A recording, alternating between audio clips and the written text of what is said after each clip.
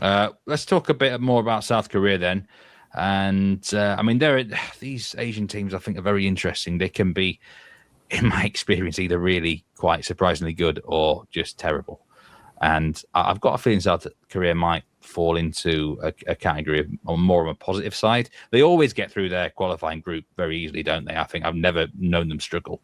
So no problems there. They've got a manager who's been in place for a couple of years.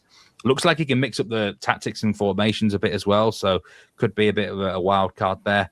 And they've got players that have, some really good players in the crux of Europe who can make a big difference here, South Korea.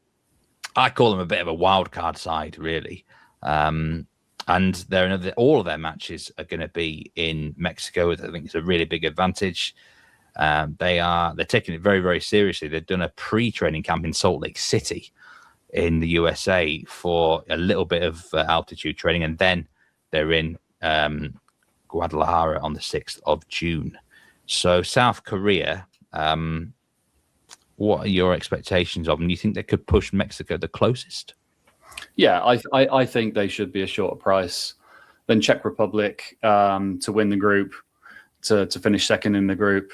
They were pretty smooth in qualification, but not really against the strongest of opposition. But their squad is littered with top talent playing at the top level in Europe. And, if you look at the South Korean squad and the Czech Republic squad side by side, I don't think there's much in it. If anything, you could argue the South Korean squad is stronger. And, if either of the teams is going to be more comfortable in the conditions, it would definitely be South Korea, albeit that with that work rate question mark, because they're so heavily reliant on that, and will the conditions grind them down?